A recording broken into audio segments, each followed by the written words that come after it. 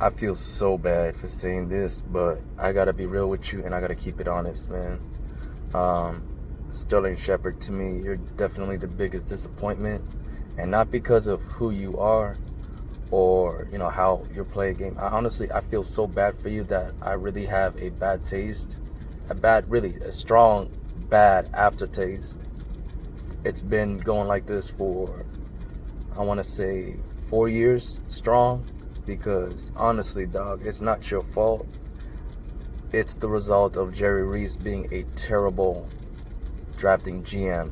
To this day, I'm still frustrated.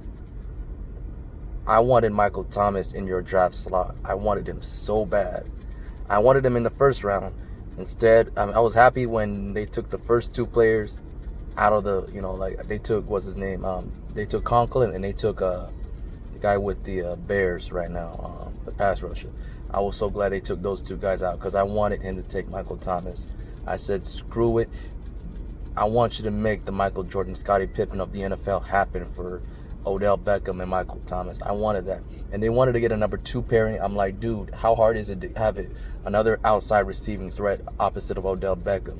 It was right there for the taking. And honestly, Sterling, I think I would be able to accept the fact that you were drafted in where you were if Jerry Reese wasn't such a bumbling imbecile and he just would have taken BPA in the first round. Honestly, Michael Thomas, in my eyes, when I was watching his draft, me playing, pretend GM as a teenager, Michael Thomas was my number one receiver in the draft class, hands down. And I wanted him in the first round to pair with Odell Beckham. He was right there for the taking.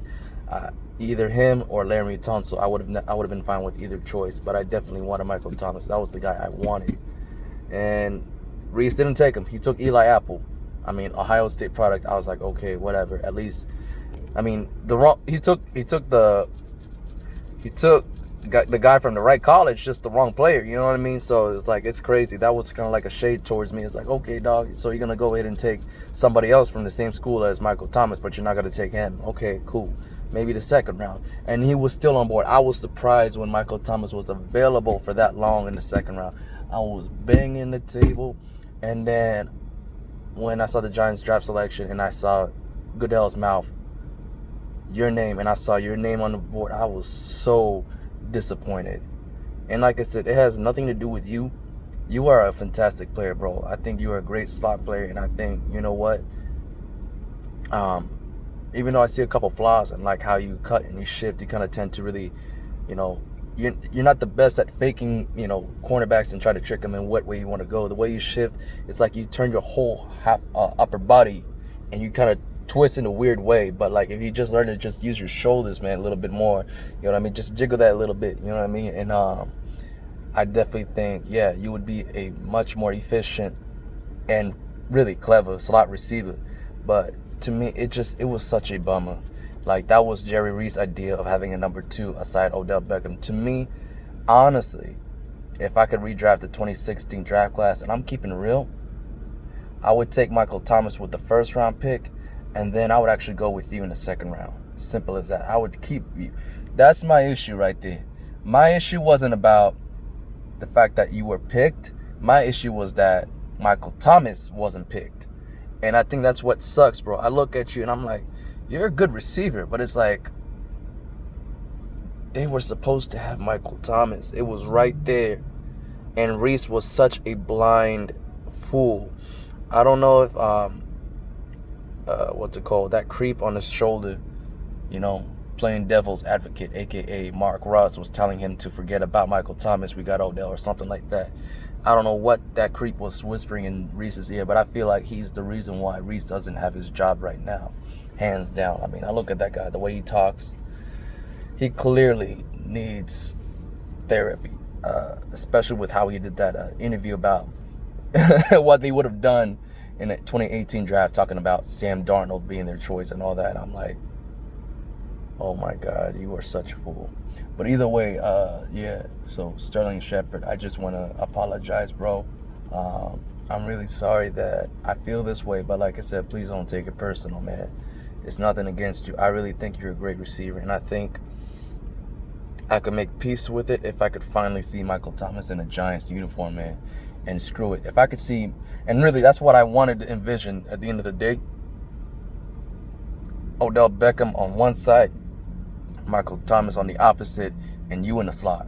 You give me 3 of y'all, I think, you know what, I can die in peace. Yeah. So let me say that right now. I don't think you're a disappointment as a player. It was just more like shocking that Michael Thomas wasn't picked, man. And to me, it just sucks, dog, because every time I'm like, oh, it's like a bad dream and a bad memory. Like, I'm like thinking Michael Thomas, he's got to be the pick. And then I see your name instead. It's like, oh my God. You know, sometimes it's like fate has it like that, where players don't tend to really succeed at their best because shit like this happens. You know what I mean? I feel like it's the same case with Daniel Jones, man. Like, there's some players that weren't meant to be picked by some teams, but some teams just go out of the route and they really screw things up, man. That's just how it comes, man, with good decisions and bad decisions. You got to go with what feels right. I know Gettleman felt right when he should have taken Josh Allen. He didn't. Reese, I know for a fact back in his mind he was thinking Michael Thomas with Odell Beckham. I mean, come on. You can't tell me you can't have 2 extra receivers on. You got you got to have 2 outside receivers. So tell me, why does the math not equate? You got Odell on one side and Michael Thomas on the other. Odell he has no ego. So you tell me that he's going to have an issue with having Michael Thomas on the opposite end. That's bullshit. Okay, bull. I think those 2 would have been best buddies, man, if anything. And including you, Sterling, that's a trio that you can't mess with. Oh, my God. That's a quarterback's dream, man. And Eli Manning could have had that. He could have had that. And to me, I think the Giants could win the Super Bowl in that 2016 season. And I think if Michael Thomas was there, he could have made a difference. Unlike Victor Cruz, who they decided to keep over. Maybe that's the reason why they didn't get Michael Thomas. For Victor Cruz, I would have easily released Victor Cruz if that was the case. But no, like, I think Michael Thomas could have also made a difference. Then maybe he would have said something that could have convinced y'all to kind of hold it still. But to me, I have no issue. I don't care even if it was publicly posted. To me, that's a day off. Y'all was just having fun. Cool. If y'all come back and you work hard and you do what you got to do, cool. But I think that shit, because the media was all about it, that's what became a distraction and kind of got into y'all's head. Otherwise, fuck social media, fuck all that. I don't think that would have been a big problem if people weren't getting after y'all for that. And maybe the game wouldn't have been that bad. So to me, it makes no difference whether you guys went on that trip or not. It's the difference of people learning to accept the fact that y'all should have the obligation to do what you want on your day off and on your free time. Y'all did things proper. To me, it's like, what do you expect? They're human beings, okay? You expect them to be on football 24/7? It's like, let them live.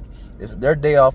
Technically, they have the right to do what they wish to do. And to me, even them getting scrutinized for that, it's just ridiculous. That's how I feel. So, I wish if the media would just back off, relax, okay? You know, don't sweat it. Just let them have a good time, because sometimes distracting yourself from a very serious game could be good for people. Some people, the pressure could be there and you're like worried. Some people celebrate just to feel good and just to get their mindset positive to get into it.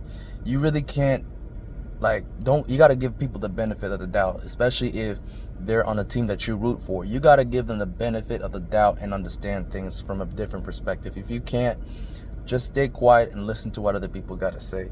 But yeah, that's what I got to say, man. I mean, honestly, that's the only thing. It's like, I'm not mad about the trip. I'm just mad that you guys had to face backlash for that. Granted, if I was on that team back then, I would have definitely stood up and defend y'all for it. I would have been like, y'all need to keep, and I would tell the media, y'all need to keep your mouth shut and move on. We'll be fine. We're going to get into this game and we'll do our best. You know what I mean? But sometimes it can happen like that for us. We're all people. We're all human. You know, we could let things get to us and it messes up our groove. You know what I mean? It's like, why are you killing the vibe? But yeah, I mean, still though, regardless, I don't know what would happen, but I think with Michael Thomas, the chance of winning that game against Green Bay is even increased, and it wouldn't have been a blowout like how it was in the second half, because it was a close game in that first half. It just, a couple plays just didn't go the Giants' way, and it went the Green Bay way, which was ridiculous. It's like, how y'all gonna let Randall Cobb just get past y'all like that? It's like, shouldn't you keep all the receivers in front of you? That's on the D-backs. They should have known better. That Hail Mary should have never happened. To me, it's ridiculous that people are hyping that shit up. It's like, come on.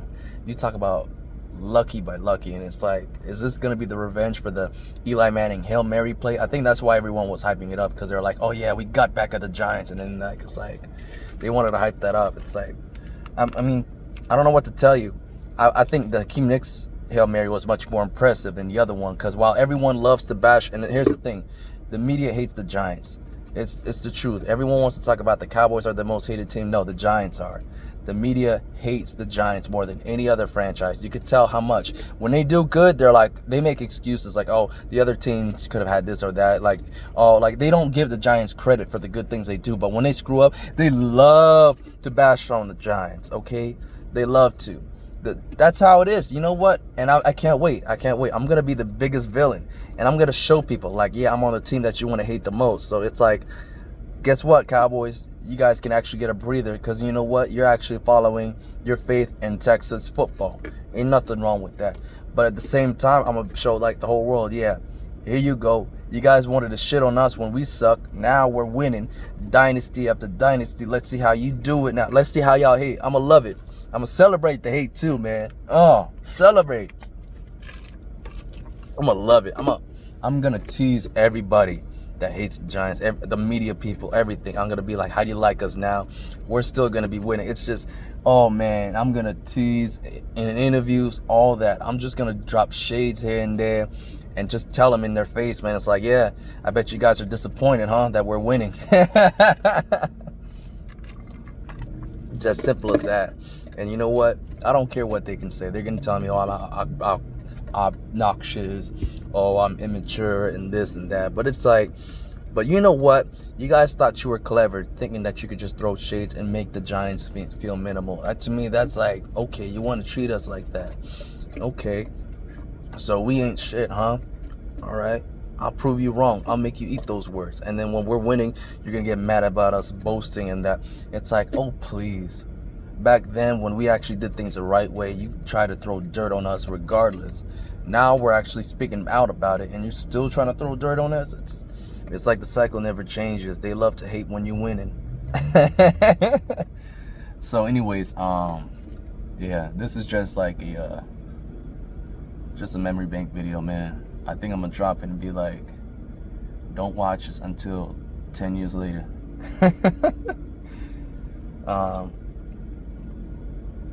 But yeah, man, I think that's all I gotta say. Yeah. That's how I feel, man. Honestly. Cool. It's your boy Drew Blue signing out. On what day is it?